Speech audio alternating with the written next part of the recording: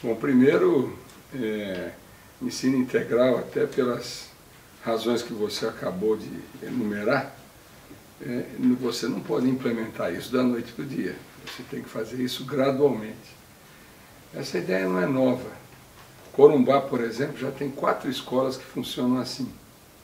Então o aluno faz 4 refeições, o aluno estuda, o aluno pratica esporte, o aluno, dentro da proposta que nós vamos apresentar, as escolas vão ter efetivamente as condições necessárias para o aluno e a aluna entrarem na internet, aprenderem mais coisas, terem mais conhecimento, e ao mesmo tempo também com um viés cultural forte. Isso, evidente, não começa da noite para o dia, ou não termina, melhor dizendo, da noite para o dia. Isso é feito gradualmente. Então nós vamos montar um programa que progressivamente vai levar o Estado a adotar o ensino integral, utilizando a estrutura que nós temos aí, e ao mesmo tempo também atendendo aos anseios dos pais, das mães, que querem ver seus filhos na escola, praticando esporte, tendo tempo para estudar, comendo, e ao mesmo tempo se ocupando ao longo do dia. Isso não é nenhuma novidade. Eu mesmo estudei numa escola em que eu ficava o dia inteiro dentro da escola, e só ia para casa para dormir. Eu acho que essa proposta, é evidente, ela vai levar a mais investimentos, uma readequação de grade, mas sem dúvida nenhuma é efetivamente o caminho. Eu não podia deixar de lembrar também que nós votamos, agora recentemente, 10% do PIB, também gradual, porque essas coisas a gente não faz da noite para o dia, para que a gente, num prazo aí de 10 anos, você saia desses 4,7% de hoje e vá a 10% do PIB, portanto você passa a criar as condições necessárias para efetivamente priorizar a educação com investimentos, com qualificação de todos os trabalhadores e trabalhadoras da educação, e garantindo aí essa permanência das crianças, dos jovens na escola, o que é absolutamente fundamental para um Estado, para o Mato Grosso do Sul, que todos nós sonhamos. E, evidentemente, esse raciocínio também é voltado para as creches. Você sabe muito bem, o governo federal tem o CEINFES, é um projeto de sucesso. Ele tem dificuldades, especialmente com as prefeituras, mas que a gente corrige também em função desse novo cenário de investimentos da educação e também com o papel do Estado. Então, há efetivamente uma prioridade com relação a esse tema educação.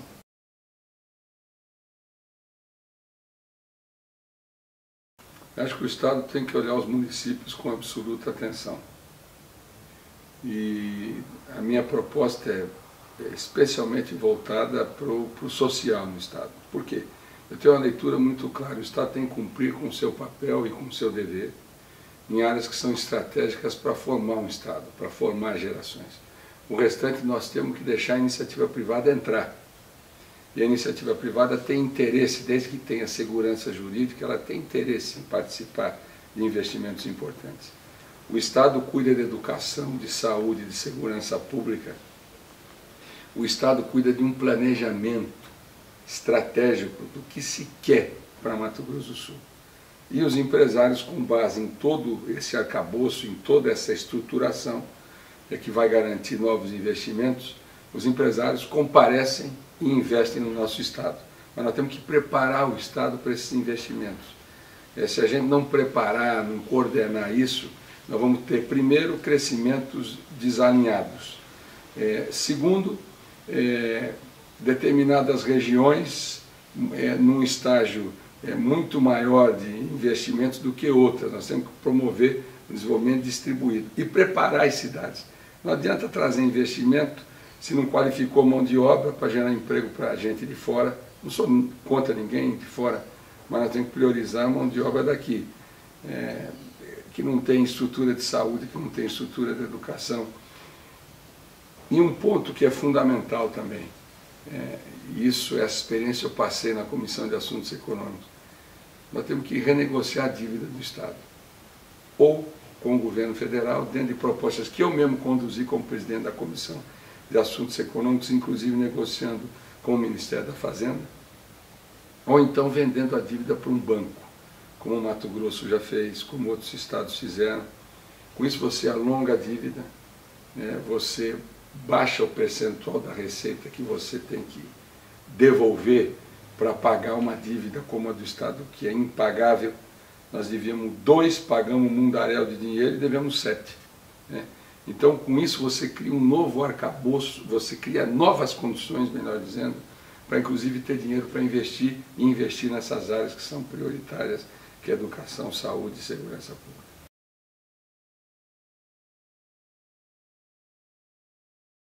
Primeiro, a questão da gestão. Porque falam muito, e é muito fácil esse discurso de você, nós temos que investir, nós temos que botar mais dinheiro. Concordo. Mas de que forma? De que maneira? Com que tipo de profissional? Com que meios? Inclusive para você ter uma gestão otimizada, e aí você tem que agregar tecnologia, você tem que ter a rede de saúde toda integrada. Nós vamos inclusive fazer uma proposta de um cartão chamado MS Cidadão. Através desse cartão, a população ela conversa com o governo diretamente, ela marca consulta, ela tem o controle preventivo, principalmente de exames periódicos. Esse projeto não é nenhuma invenção de roda, ele já foi adotado em outros lugares também, não só aqui no Brasil, mas fora do país. Meu governo vai ser um governo de modernidade, até porque é compatível com a formação que eu tenho. Eu sou um homem, sou engenheiro e voltado para a tecnologia. Então, nós precisamos ter gestão primeiro, agilidade, facilidade para o cidadão ser bem atendido. Uma saúde onde você cria macro-regiões com especialidades que poupem o deslocamento dos pacientes para Campo Grande, para vir a Campo Grande. Poupe esse trajeto, esse desgaste, essa fadiga, e saúde preventiva. Isso é absolutamente fundamental. Agora, com uma emenda minha de quase 13 milhões de reais, nós estamos fazendo um centro de diagnóstico do câncer com o Hospital de Barretos. E mais importante, não adianta só investir, tem que cuidar do custeio também, porque às vezes alguém diz assim, eu vou te dar um hospital, maravilha, mas quem banca? Então, nós fizemos um projeto integrado, onde a gente, para fazer o investimento nesse centro de diagnóstico, que é em Nova Andradina, e foi escolhido Nova Andradina em função de um estudo feito, especialmente pelo pessoal de Barretos, que tem uma experiência ampla no tratamento do câncer, e é um destaque nacional, principalmente porque trata a todos de uma maneira igualitária, independentemente de classe social. Esse hospital ele vai diminuir sensivelmente, por exemplo, câncer de mama, por causa da atuação preventiva. Você tem unidades móveis também, ônibus, que vão percorrer o estado fazendo esses exames periódicos e efetivamente contribuindo para diminuir. Você vai perceber nitidamente isso. Esses tipos de câncer que são mais tradicionais, eles vão cair intensamente. Esse tipo de diagnóstico, esse tipo de tratamento, esse tipo de projeto já foi adotado em outros locais e com resultados extremamente favoráveis. E o outro ponto, transparência. Transparência no sentido de informar tudo aquilo que é feito, as principais decisões. Quer dizer, nós temos que ter uma gestão onde você conheça as agendas dos governantes, dos secretários, você conheça todas as movimentações financeiras, os contratos, as licitações, e dotar efetivamente o Estado de meios de exercer controles como, por exemplo, esse que você acabou de citar, que é você acabar usando medicação que já tem prazo de validade vencido e provocando essa tragédia que, lamentavelmente, esses remédios acabaram provocando por absoluta falta de controle. Quer dizer, o governo tem que ter gestão para gastar bem os recursos na saúde. E essa é a principal preocupação. Se você andar No estado de norte a sul, de leste a oeste, a preocupação no estado é com isso. As famílias estão preocupadas com a saúde. Então, esse é um desafio muito forte e é um desafio que muito focado também na gestão.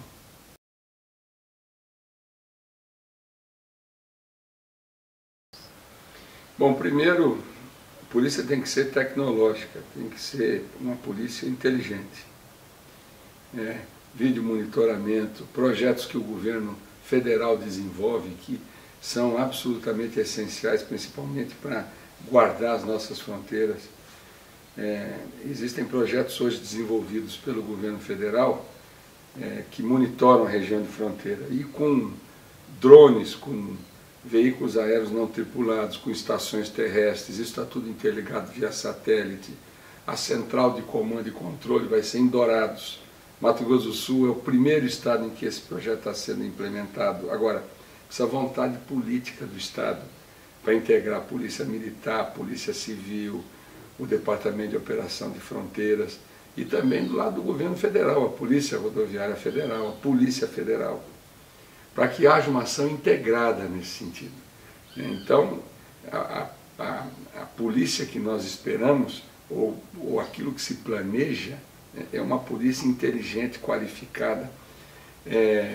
A questão de você mandar oficiais, mandar agentes da polícia do estado para fora, muitos estados praticam isso, porque eles investem na qualificação das pessoas. Porque hoje você tem experiências nos Estados Unidos, na Europa, no Oriente Médio, mais especificamente Israel, experiências extraordinárias nessa área de segurança pública, nessa área de proteção de fronteiras.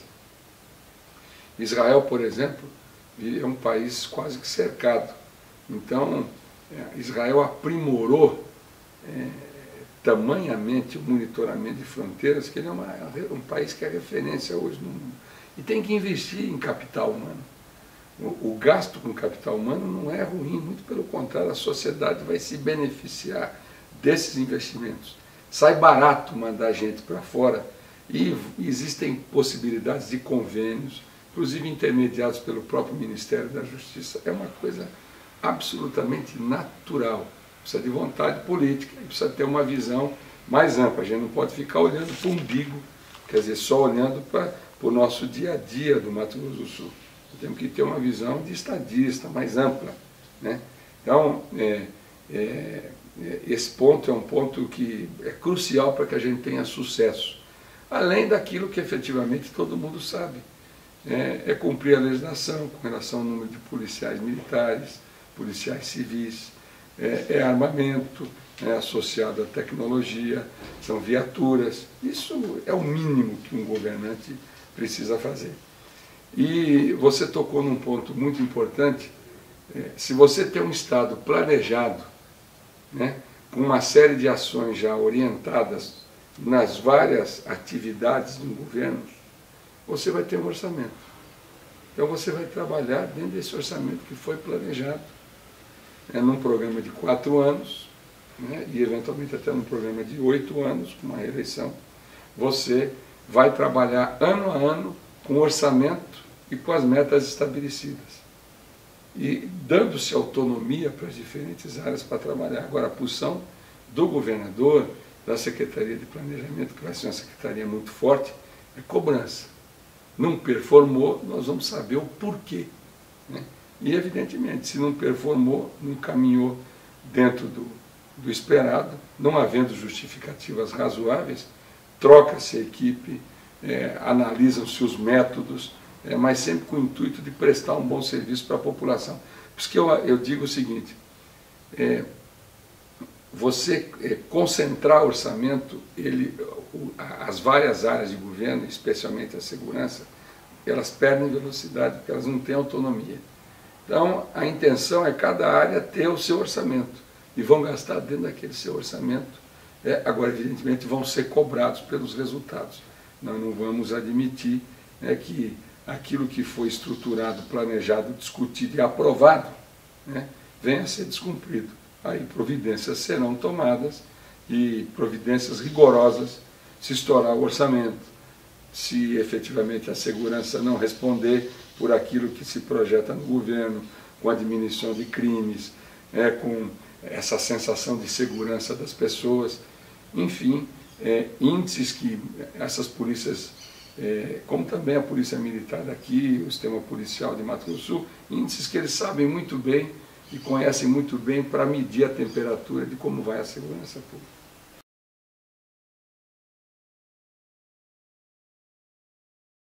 Primeiro, você tem que ter política social integrada com emprego, com qualificação.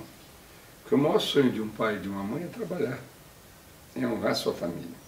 Então você tem que ter essas duas atividades muito bem conjugadas, né, para que os programas de inclusão social tenham efetividade, né. Então esse é um ponto importante. Segundo, políticas de desenvolvimento regionais que atendam todo o Estado, e especialmente as regiões de fronteira. Nós falamos, por exemplo, de segurança pública. Onde é que nasce a insegurança? Nas fronteiras.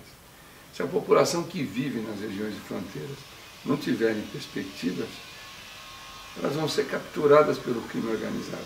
Então, isso é absolutamente fundamental. Você falou de política de incentivos, nós, inclusive, agora, vamos ver se aprovamos todos os incentivos que foram dados em Mato Grosso do Sul, como também em outros estados brasileiros.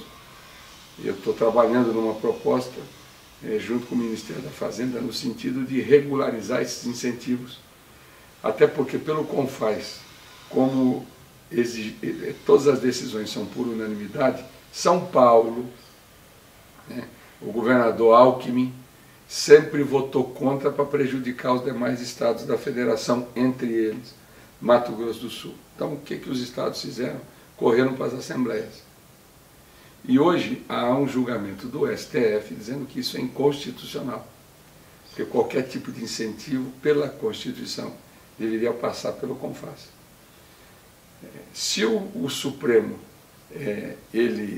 editar uma súmula vinculante, caem todos os incentivos. Vocês imaginem o que isso representa para o nosso Estado e para o Brasil inteiro. Então nós estamos preparando uma proposta para convalidar esses incentivos e, ao mesmo tempo, criar mecanismos para promover o desenvolvimento regional, aí não só do Mato Grosso do Sul, mas do Brasil, né?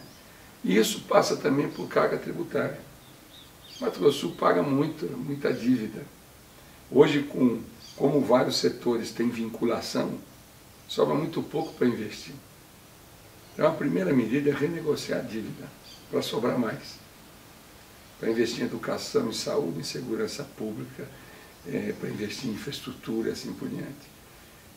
E eu volto a te dizer, essa experiência outros estados já fizeram e exitosamente. Entre eles Mato Grosso, nosso estado irmão, vizinho. Eu acompanhei esse processo muito de perto quando essa dívida foi comprada pelo Bank of America, o famoso BOFA, né? Agora, é evidente, com relação à carga tributária, eu sou responsável, eu não vou propor coisas que as pessoas entendem que não vão dar certo. Você tem que manter o Estado saudável nas finanças, né? Mas você pode trabalhar com uma política de ICMS olhando algumas regiões que sofrem mais com essa diferença de alíquota. E você pode fazer esse tipo de ajuste ou mexendo na pauta e baixando as alíquotas. Dá um exemplo, combustíveis, né? Você pode mexer na alíquota favorecendo a população que vai pagar um combustível menor, incentivando, por exemplo, postos ao longo das rodovias. Hoje, se você andar hoje nas rodovias de Mato Grosso do Sul, não tem mais posto. Porque os grandes consumidores, as carretas, eles estão tanqueando em Minas Gerais, em São Paulo, e eles atravessam o nosso estado direto, né? Ou vêm para cá e voltam, né? Então você pode calibrar isso, quer dizer, adotar políticas de ICMS localizadas, né? E fazendo ajustes para você não ter perdas de arrecadação. Isso é possível fazer, mas tem que ser feito com muito acuro, com muita cautela, com muito cuidado, para você não criar um problema grave sob o ponto de vista de arrecadação no Estado. Há outro trabalho que, sem dúvida nenhuma, é muito é muito viável a gente fazer é a questão do Simples. O Simples Federal, nós votamos na minha época também, quando era presidente da Comissão de Assuntos Econômicos, ele está em 3 milhões e 600. Nós estamos adotando aí um teto de 1 milhão, um subteto, melhor dizendo, de 1 milhão e 800. Eu acho que há algum espaço para também aumentar isso. Então, quando você aumenta esse subteto, né, você cria as condições para muita gente vir para o mercado formal. Quem que não quer pagar imposto? Todo mundo quer pagar imposto. Mas também não pode pagar imposto para acabar com o seu negócio. Então, essas facilidades, elas são factíveis. Nós estamos estudando, inclusive, proposta de chegar, por exemplo, a 2.400. E, eventualmente, aquelas empresas que hoje já estão ilegais, porque não cabem mais nesse subteto de 1 milhão e 800, e algumas nem num subteto de 2.400. Talvez torná-las empresas maiores, e aí sim adotando, desenhando para essas empresas que já estão fugindo desses subtetos, um tratamento diferenciado de grande empresa e eventualmente adotando, nesses casos, o Simples Federal. Então, existem alternativas, mas nós temos que ter muita segurança para não bagunçar as finanças de Mato Grosso do Sul. Nós não podemos fazer propostas demagógicas, porque isso não funciona. E, por último, o Fundesul. O Fundesul não pode ser extinto, mas ele pode ser melhor aproveitado, e principalmente com a descentralização, jogando a administração do Fundesul para as prefeituras e para quem vive nas áreas rurais.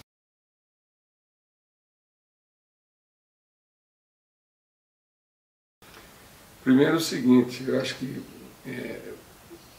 a questão da agricultura familiar é um tema importante.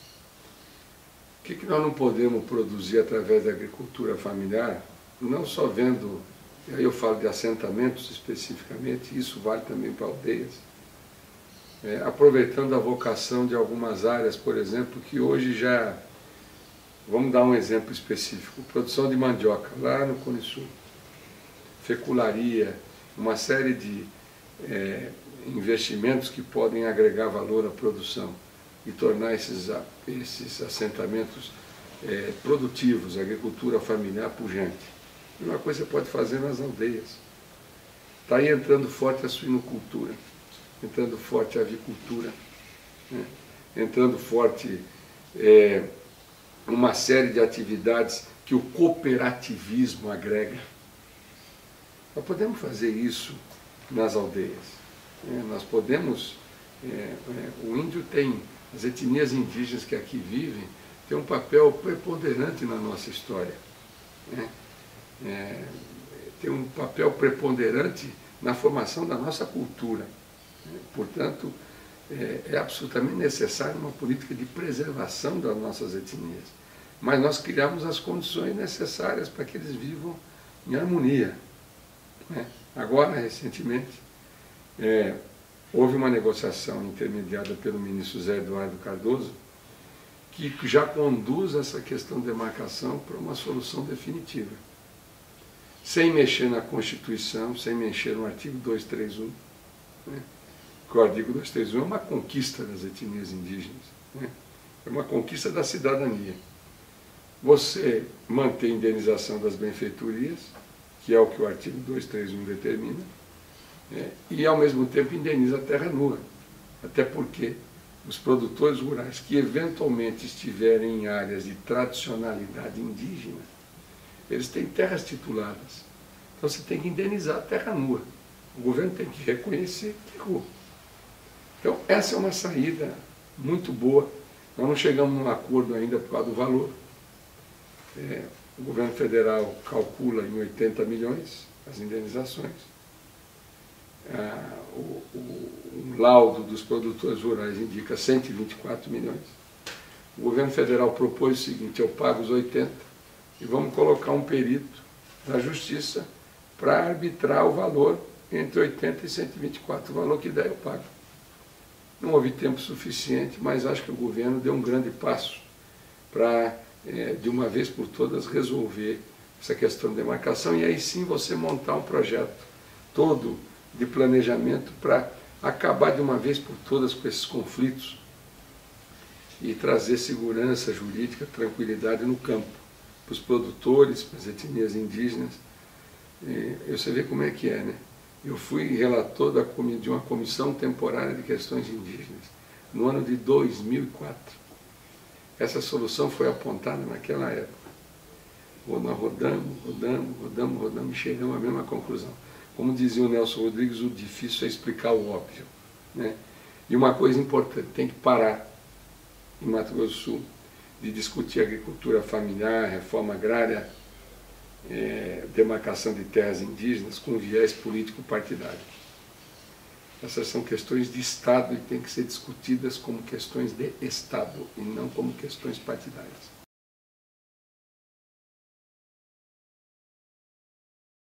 Primeira prioridade é a carga. Nós temos essas duas estradas de ferro que estão no PAC, uma que é o ramal da Norte-Sul e que chega até Dourados, pega ali o Vale de Vinhema, a outra que sobe do Paraná para Mato Grosso do Sul via Mundo Novo, chega até Maracaju. Mas eu acho que nós devemos priorizar uma ferrovia que já existe, que está subutilizada, sucateada, né? E que nós precisamos mudar essa realidade. É a antiga Noroeste do Brasil. Talvez um dos piores exemplos de privatização do nosso país. Essa ferrovia ela é vital, ela viabiliza um sem número de investimentos e viabiliza o transporte de carga, porque ela tem um traçado excepcional, ela sai da minha Corumbá, cruza o estado inteiro de oeste para leste. Então ali tem mineração, tem combustíveis, por exemplo, etanol, tem madeira, tem papel e celulose, tem grãos. É uma ferrovia que não vai levar tanto tempo para ser reformada e revitalizada, porque ela já tem o traçado, já tem a linha férrea, já tem os dormentos que, diga-se de passagem, tem que ser trocados, né? Talvez um terceiro trilho para você sair de bitola métrica, um reforço das bitolas métricas, né? Os licenciamentos ambientais são muito mais fáceis. E se você analisar, sob o ponto de vista de projeto, todas essas ferrovias, aqui tem um payback, ou seja, a que se paga mais rapidamente no investimento é a antiga Noroeste do Brasil. Então você imagina você ter esse complexo de rodovias, com um leilão de concessões. Essa ferrovia especificamente que é estratégica. A hidrovia do Paraguai, que é a integração com os países vizinhos. O que isso pode representar para Mato Grosso do Sul? O meu governo não vai inventar moda, ele vai procurar otimizar o que está aí. Mas há uma mania de querer fazer tudo novo. Nós temos que otimizar o que já existe, o que já foi investido, ou que funciona mal, para depois fazer as coisas novas. Em Mato Grosso do Sul a logística é absolutamente fundamental. E eu falei do Fundesul lá atrás, um programa vigoroso de vicinais. Muitos estados brasileiros se desenvolveram porque tiveram um programa vigoroso de vicinal. Tem cara que não gosta de falar muito disso, é estrada de terra. Estrada de terra não dá para fazer um discurso político muito intenso, mas do ponto de vista de como de se atender os anseios das comunidades, a qualidade de vida das comunidades, um projeto como esse é incomparável.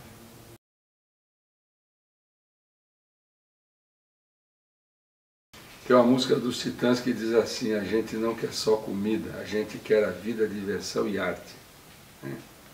Eu sou uma pessoa que tem formação diferente. Eu saí daqui menino, andei pelo mundo, né?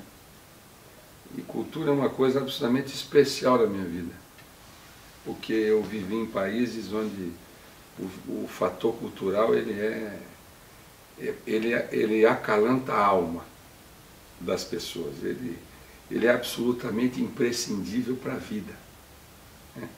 Porque a cultura e a história ela te ensina muito, né? E aí ela te ajuda a construir um grande Estado, um grande país. Então eu não faço esse discurso porque eu estou num período eleitoral, eu faço isso porque eu acredito. porque eu vivi em ambientes culturais intensos, né?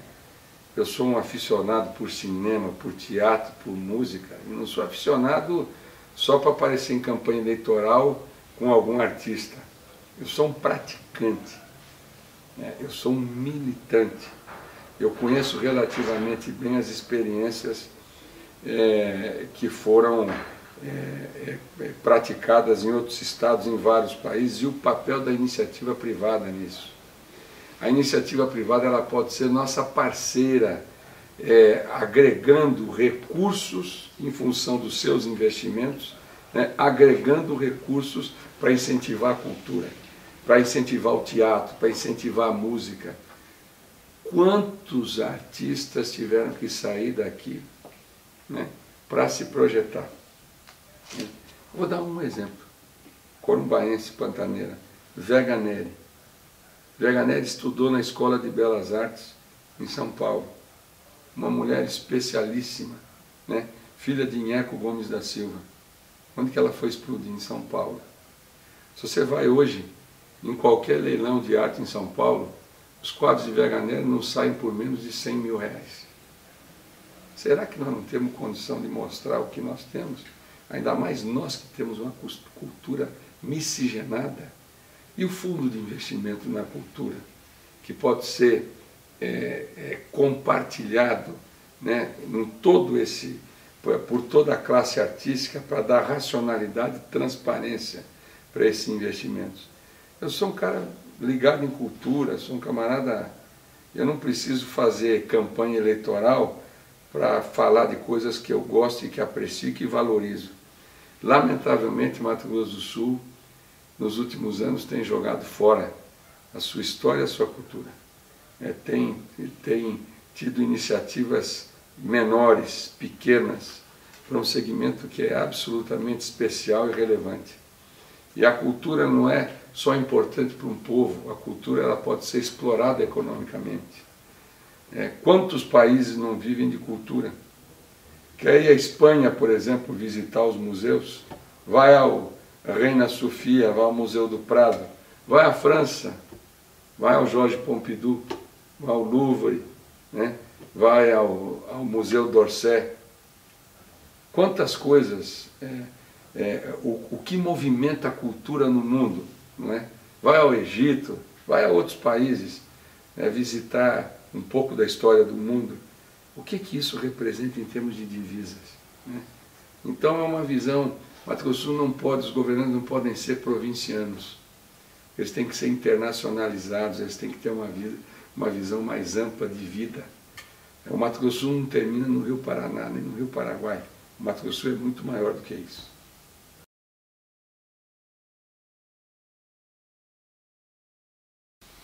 Eu sou nascido em Corumbá, minha família toda é corumbaense. Uma família cuja história se mistura com a história da minha própria cidade, do Pantanal. Tem uma mistura de Paraguai com espanhol, com libanês, e tem também francês no meio. Saí menino para estudar em São Paulo, porque meu pai era formado engenheiro pela Politécnica em São Paulo. Imagine naquela época, né? Lá nos idos dos anos 40, né?